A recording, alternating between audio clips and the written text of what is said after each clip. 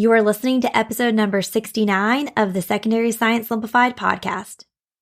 Arguably, the biggest factor in whether or not you are in a healthy teaching environment is the support or lack of support from your admin.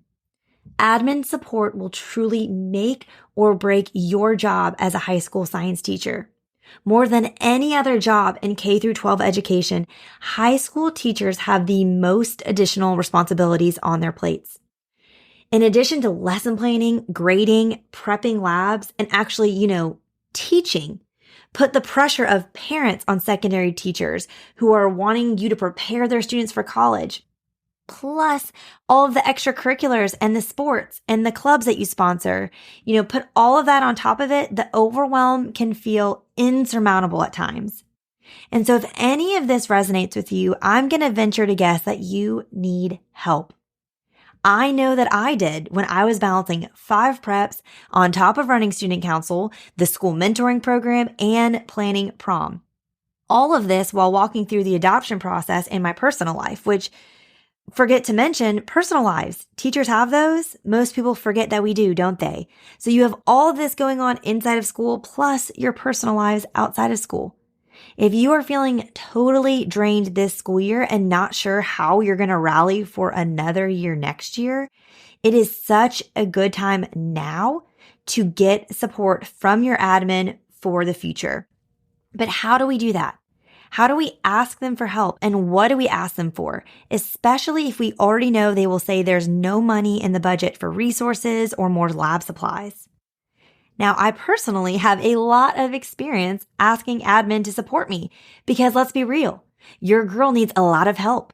So in this episode, I'm going to tell you exactly why you should ask, how to ask, and what to ask for. And so without further ado, let's get right to it. This is Secondary Science Simplified, a podcast for secondary science teachers who want to engage their students and simplify their lives. I'm Rebecca Joyner from It's Not Rocket Science. As a high school science teacher turned curriculum writer, I am passionate about helping other science teachers love their jobs, serve their students, and do it all in only 40 hours a week. Are you ready to rock the time you spend in your classroom and actually have a life outside of it? You are in the right place, teacher friend. Let's get to today's episode.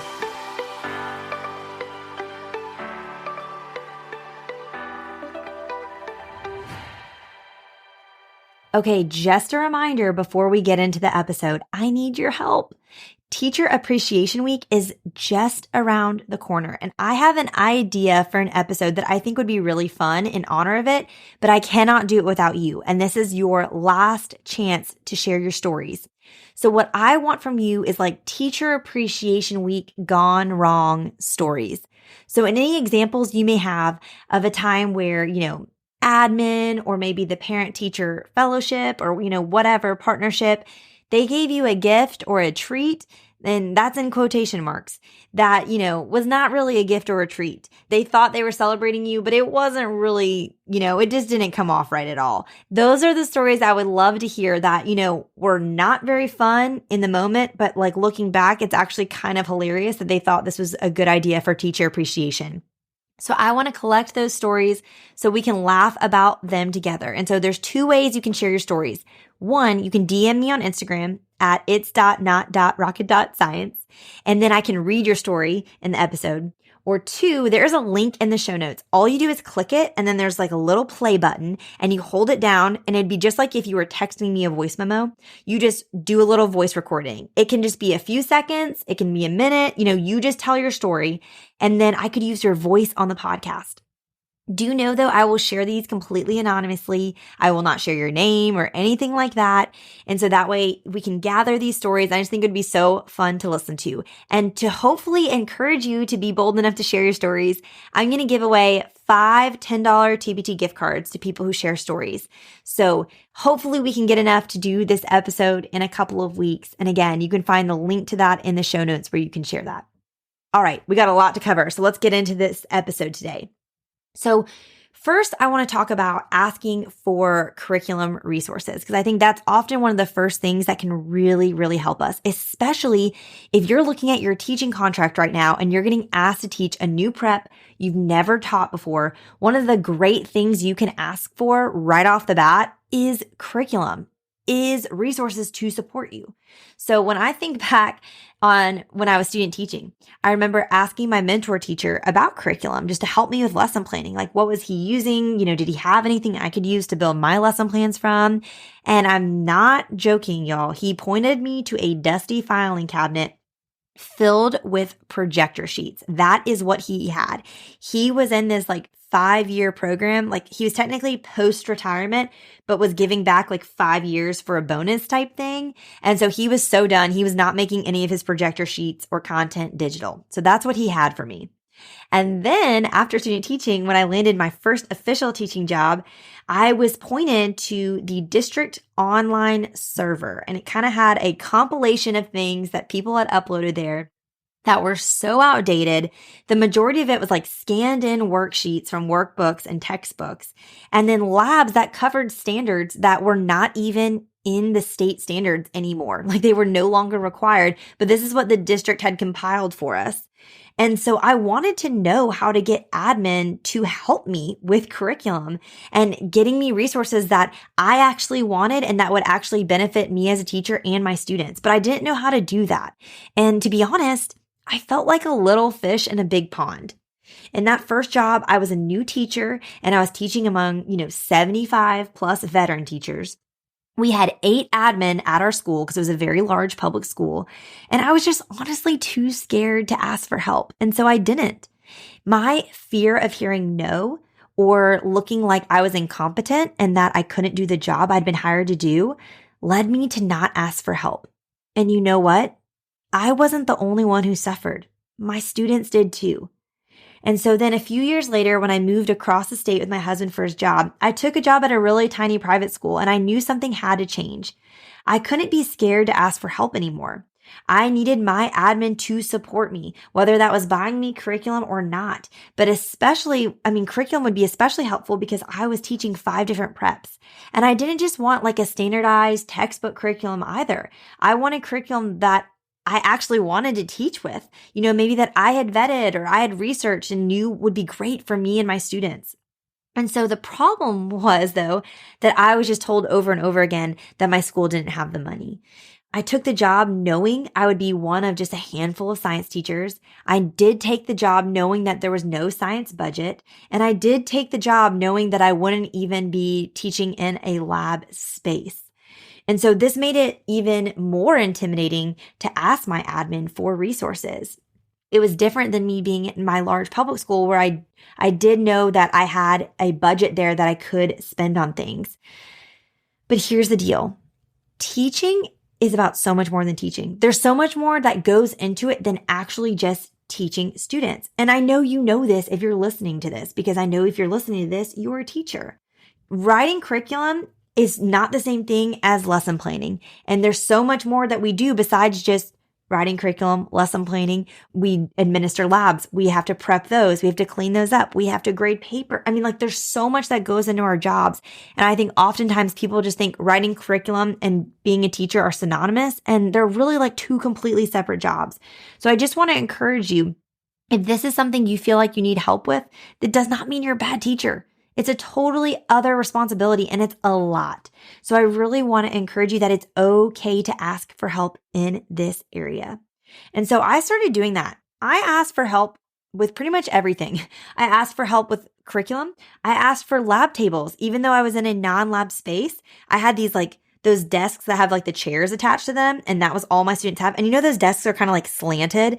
I was like, hey, if I'm expected to do these makeshift labs I'm making up since I don't have a real lab space, I need flat surfaces. My students can't be working at these tilted desks attached to chairs. So I asked for lab tables. I asked for money to buy materials to do some of my favorite labs, like Ecosystem in a Bottle that I'll link in the show notes. When I was expected to teach AP biology, I asked to be sent to AP Summer Institute.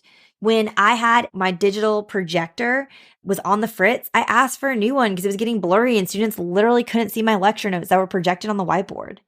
And did they say yes every time I asked? Absolutely not. But you know what? They said yes way more than they said no because I asked for a lot of different things and I just kept asking. And so I know you may be in a massive school where you rarely interact with your admin, or you may be in a tiny school where you know there's no budget. But I just want to encourage you to find the courage to ask for help. That's like my little brief story to intro this about how I didn't do it and then I forced myself to do it, and just how much better my quality of life was as a teacher and how much better I was able to serve my students because I did. So again, why you need to ask, even if you're positive they will say no. Even if you turn on this podcast and you're like, I'm not asking for any of the stuff Rebecca's going to tell me because I know what they're going to say. So even if you're sure, ask anyway. Unless you are the bookkeeper or business manager at your school, you really don't have any idea what money they do and don't have. So you need to be willing to ask. I wish so badly I could go back to first year teacher Rebecca and ask every question that I just swallowed and tried to figure out on my own, whether that was for help or not. I was so concerned with, one, proving my competency, and two, not being a burden to others, that I just never wanted to ask for help. And I think I could have enjoyed those first few years so much more and loved and served my students so much better if I had been willing to ask for help. So again, a few more reasons if you're still not convinced why you need to ask for help. First, they will never know what you really need unless you tell them. Also, there may be money in a different area that can be moved around to meet your needs. A third thing is, way less people are asking for help than you think. You might think you're a burden, but you might also be the only one asking for help. I will never forget when I asked for a new projector because mine was getting blurry and I got one. My teacher neighbor next door was like, what the heck?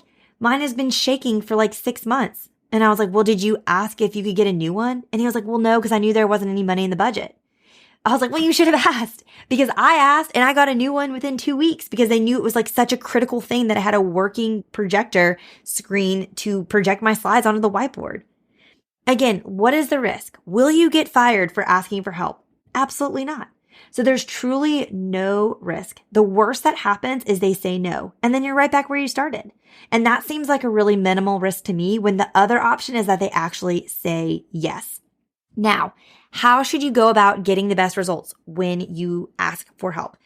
There's no magic formula to get what you want. It's a lot like the Rolling Stones famously saying, you can't always get what you want, but if you try sometimes, you just might find you get what you need. Okay. So you need to try. So here are some of my best tips. First is ask often.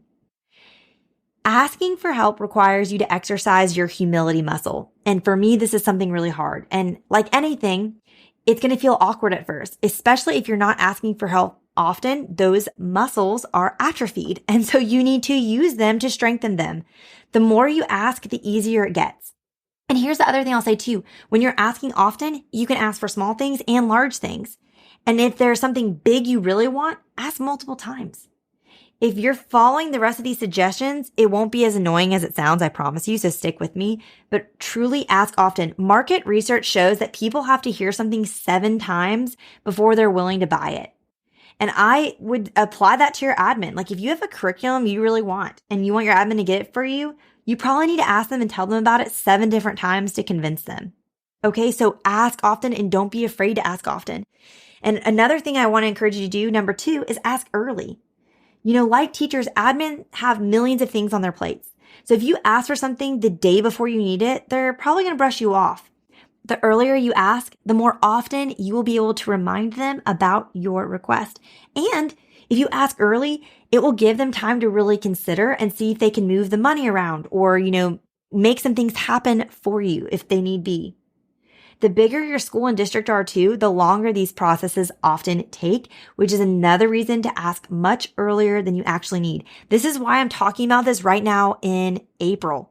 Now is the time to ask for stuff next year. I know that sounds crazy, but especially if you want them to buy you something, oftentimes, they have their fiscal year of when they have to spend their budget by, and this could be rounding out the end of the year and they have a little bit of extra money left that they didn't use, and you could take advantage of this time. Or maybe they're planning their budgets for the next school year and now's the time to ask so that they can make sure to make it happen in the budget. Okay, so now is totally the time to ask for next year. I really want to urge you to do that. So ask often, ask early. Also, my third tip would be ask in person. The number one way to not annoy your admin with requests is to not fill their inbox with them. Ask them face to face. They get more emails than we do, so please do not blow up their inbox. And the more face time you get with them, the more relationship you're going to naturally build with your admin. I'm telling you right now, admin have such a hard job, and few people take the time to, one, really acknowledge that, and two, build a relationship with their admin. The more you take the time to do this by interacting in person with your admin, the more likely they are to know you. And if they know you, they will more likely like you, and therefore they're going to trust you with school funds. I really think that's why when I asked for a projector, within 2 weeks I had another one, because they knew how I was using it and how I was utilizing the resources they'd already invested in my classroom, and they trusted me with the school funds for that. It was worth the $60 for them to buy me that new projector. Again, if you ask early in person, it's also then easier when you see them in the halls or across the cafeteria during lunch duty to just more casually say, hey, have you had a chance to consider that curriculum I told you about yet? Or those resources I wanted to buy for this lab I really want to do? Rather than emailing them once a week and getting lost in their inbox. You can kind of bring that conversation up more casually. So do it often, do it early, do it in person. Another tip is know the chain of command. Know who to ask first. If you aren't sure because you're new to a school, ask a coworker. And this completely depends on your school structure. Requests may have to go through department chairs or vice principals, rather than directly heading to your head principal. That may not be right. Or you might have to run them through an instructional coordinator. So figure out the chain of command. I know for us, like when I do my ecosystem in a bottle investigation, I have to run it by a admin first before I send the request to my department chair, and he actually processes the purchase order. But your order of events, your chain of command might be different. So find out what's appropriate. And then regardless, if you don't have a relationship with the admin in charge, approach someone else in leadership that you have a better relationship with first and ask their advice or for them to request on your behalf.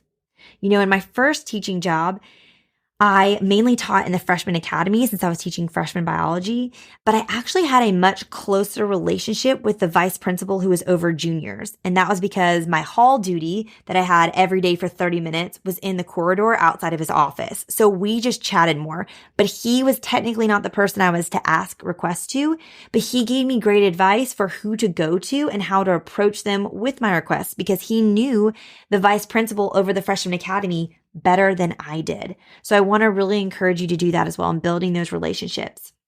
Another thing I want to encourage you to do is highlight the benefits, not just the features. Please don't go into your admin's office with a 3.5 paragraph essay of all the things the curriculum or the professional development you want includes. Instead, focus on the benefits. So for example, instead of giving them the rundown of everything in the curriculum you want, like it has labs and notes and tests, tell them how this would decrease your prep time and what you'd be able to use that reclaimed time for. Tell them how the labs included will allow you to provide daily hands-on experiences for your students with minimal resources that you're going to have to purchase out of pocket. Or tell them how the standards-aligned assessments would best prepare students for end-of-course exams, because if you have an EOC, you know your admin care about that. Or tell them how the research projects in the curriculum would put the bulk of the learning back on students and help build their autonomy. Focus on those features and the results that they will get if they purchase this for you and you can use it with your students, rather than just what. Focus on the end results and those benefits. And also, I encourage you to show them what they want to see. Again, knowing your admin will go a long way in getting them to say yes to your requests. From a relational standpoint, it just makes sense, but also from a logical standpoint too. If you know what your admin cares most about, you can highlight how your request meets the benefit that will most pique their interest. For example, if your admin cares about standards alignment, have proof of alignment written out to show them. If your admin cares most about standardized test scores, show them the built-in practice problems and test questions and how they're going to help prepare students for EOC exams or AP exams. If your admin cares most about spending as little money as possible, show them how if you can invest in this curriculum that you can use year after year, this is a curriculum that, maybe focuses on using few materials. So you're not going to have to buy as many consumable resources year after year because it's going to be a lot of things that you'll be able to remake and do these simulations or whatever. So really knowing your admin and highlighting what they want to see really helps. 2 more tips for how to ask them.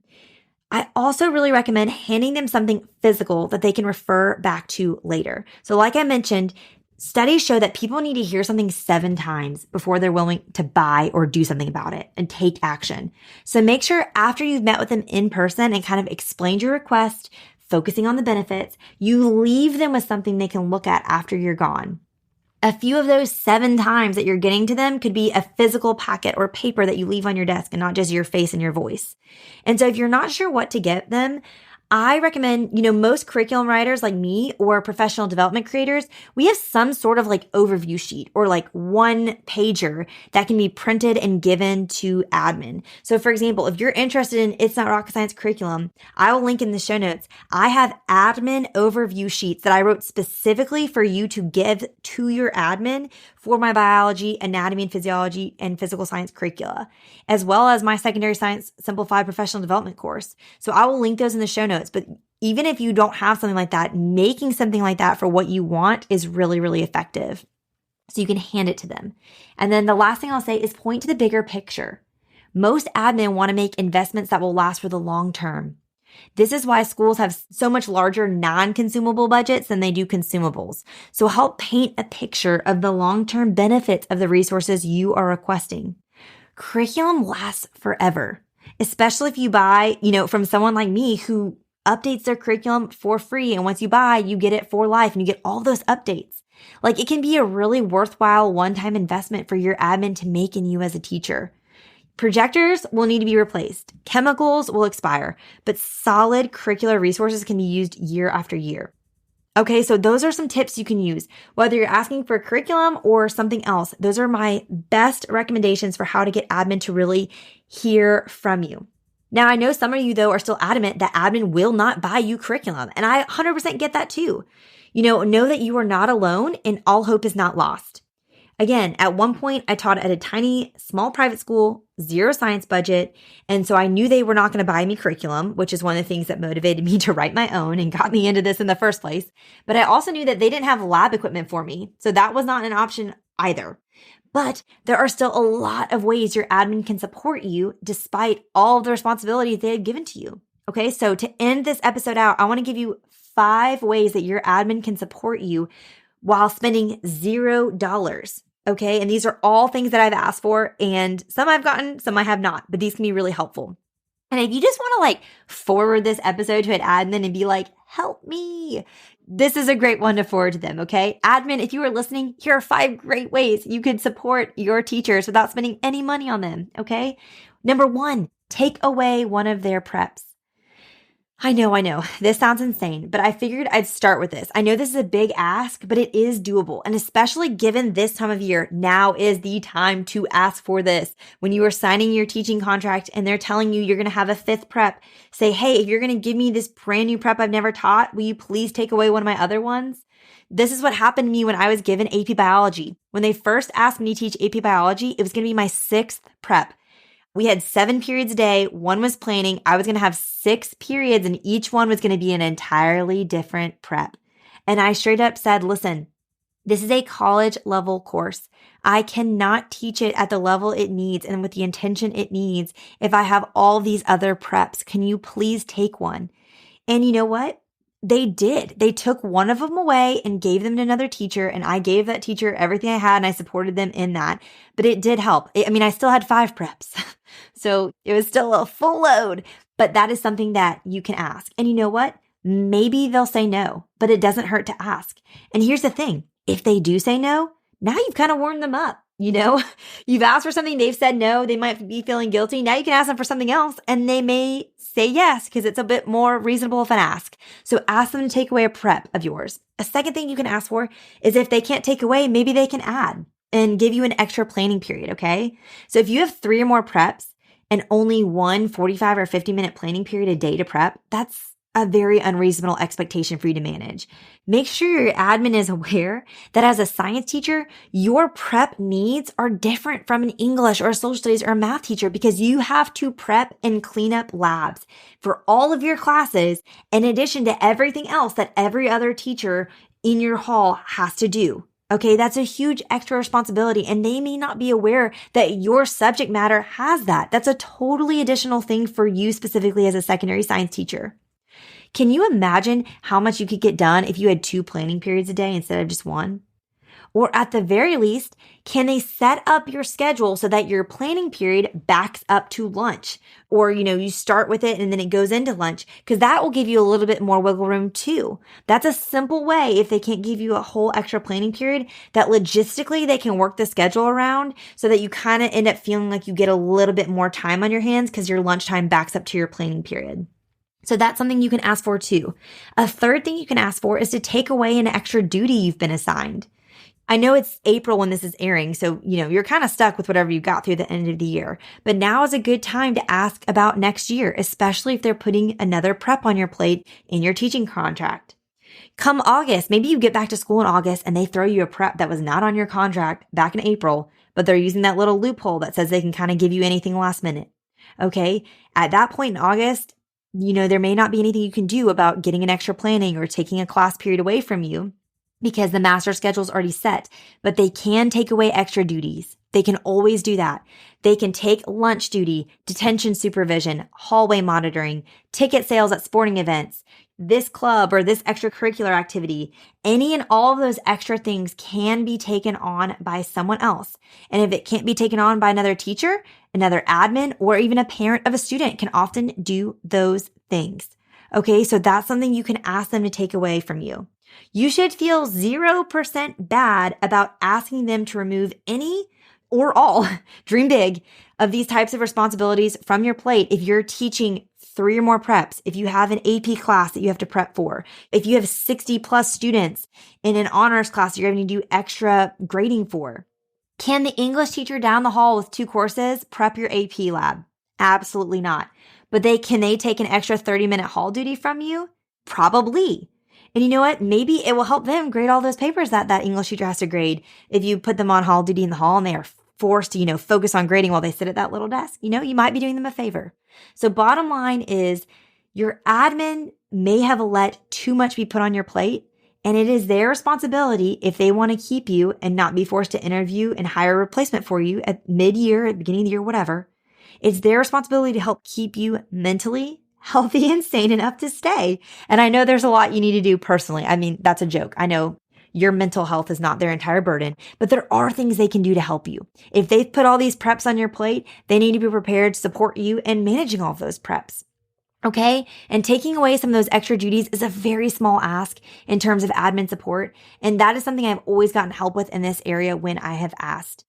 But I will say the best thing that admin have ever done for me is my 4th idea for you, and that's asking your admin to give you a teacher's aide or a TA. I cannot tell you enough how much having a TA has helped with my workload. And best of all, it's 100% free and it requires 0 rearranging of responsibilities like the other 3 suggestions that I gave you have required thus far. There's truly no reason your admin should say no to this request unless they just don't feel like setting up a TA program. But here's the deal. Once they set it up, it's up forever and ever. And it can also be something too that's not like crazy formal either. It's just something that they can have on the plate, okay? So let me just first tell you kind of what this can look like. What can a student TA for you do? Basically, a student TA is going to be someone where in their schedule, they're going to basically have like a study hall. It's most likely going to be a 0 credit hour thing for them, like a free period, but they spend that free period, they're assigned to be with you, and they do things for you like make copies, help set up labs, help clean up labs. Maybe they help update your website. I always had a class website where I posted our agenda every day for parents and absent students. They could easily log in and do that for me from my computer. Maybe if it's a student that's, an old AP biology student, they could help test out a lab or activity you want to use in class, if there's not safety concerns. They can digitize resources. They could take an assessment and put it in a Google form for you. I can humbly say that my students have always known 100 times more about technology than probably I do. So I guarantee that they could digitize a resource for me in probably 1/10 of the time it would take me to do it. Okay, they can organize your classroom. They can sort through supplies. They can take inventory of the chemical supply closet. They can help provide support for students in your class. Again, one year I had an old AP Bio student as my TA, and it was during my Biology 1 class period. And they were able to help me with students, especially when we were doing things like Punnett squares, where, some students just get really tripped up on the smallest things, and they could be in there with you. Okay, there's so many things they can help you with. And really, it also looks great on their resume too, because they end up kind of with this free period, but they can count it as community service on their resume that they've done X amount of community service hours for you, and they're doing it during the school day. And then if they finish their responsibilities for you early, it can kind of be a study hall for them where they get a little bit of extra homework time done. So it's really such a benefit for both teachers and students. And it's such an easy thing your admin can do. And I will link in the show notes a blog post where I talk more about this, because I'm so passionate about this. I had a TA for most years that I was in the classroom, and those years that I had one were so much easier than the years that I didn't. I literally never saw a copier because of having a TA. Such a game changer. So I highly recommend that. And then the last way that your admin can support you without spending a lot of money is providing professional development that you actually want. Okay? Every school that I've ever been in, no matter what, whether it was public or private or whatever, had some sort of built-in PD. Private schools are doing it to help maintain accreditation. Public schools do it because they have to provide you continuing education. There's all sorts of different reasons, but it's happening. And so because of this, even if your school says they have no money, they do have some sort of allotment for professional development for teachers. So at the very least, they can use that allotment and that money they set aside for PD to give you PD that's actually meaningful and helpful. And yes, sometimes this does require funding. I mentioned in last week's episode when they told me I was going to teach AP Biology, I was like, listen, I have to go to AP Summer Institute. I need to be trained in this. This is so imperative for the students to get the best experience possible. And so they made that happen, but it doesn't have to require funding either. Your school can bring in members from the community or utilize other teachers to teach on topics they excel at. Okay, that's something my private school did really well. They had us teach each other things that we were doing really well. So for example, we had a professional development series once where the math department, they came up with this problem solving technique called radar, which I have an entire blog post on. It literally changed my life, where they were teaching their students how to show their work for math-based problems, but it translated so well for science. And even some English teachers talked about how they used it to teach their students to be better writers, how they utilized this radar program and how it helped with AP writing answers to free response questions. And it was a game changer. And it was something that the math department came up with. So it became this school-wide thing. And I led some school-wide professional development on how to utilize the first 5 minutes of class the most productively and efficiently with my prime times. And that was something that I had teachers come back after and say, this has literally changed my class because, you taught on this. And it was free. I did not get paid extra to lead that PD, and neither did the math department, but we were at least served by it, and we were sitting through things that were actually helpful rather than sitting through these meetings where we were sitting through these PDs that were literally not helpful or practical at all. And again, this is just a free way that your admin can provide support for staff that's actually helpful because it's specific, it's practical, and it's actionable. I've experienced my admin supporting me in these ways, and I know that you could experience the same as well. So I hope that this episode gave you a lot of encouragement for why you should ask for help, how to specifically do that, and also gave you ideas for what you can ask for if they're not going to give you curriculum or spend money on, new lab supplies or anything like that. And again, I just want to reiterate, there's no reason that you should be expected to teach 3 or more preps as a science teacher and be in charge of coaching a sport or a major club without some sort of additional admin support. They can and they should help you, especially if you give them all these different options and ways that they can serve you. So if there's something still holding you back from asking for help, please reach out and DM me on Instagram and let me know. I'd love to help empower you to ask for support and resources to do the job you love even better than you are now so that you don't go into a new school year completely drained. Again, ask often, ask early, ask in person. Now is totally the time to be making these requests. I really hope you found this helpful. And as always, you can find the show notes and all those blog posts and extra things I mentioned at itsnotrocketscienceclassroom.com/episode 69. And last but not least, please don't forget, this is your last chance to share your stories with me. I would love if you would send me a voice recording at the link in the show notes or a DM on Instagram. You do it right now when this ends and tell me your Teacher Appreciation Week gone wrong stories. And I will pick 5 of you if you send me your story that I will send a $10 TBT gift card. So please share your stories with me. I cannot wait to hear from you. All right, teacher friends, that wraps up today's episode. If you're looking for an easy way to start simplifying your life as a secondary science teacher, head to itsnotrocketscienceclassroom.com/challenge to grab your classroom reset challenge. And guess what?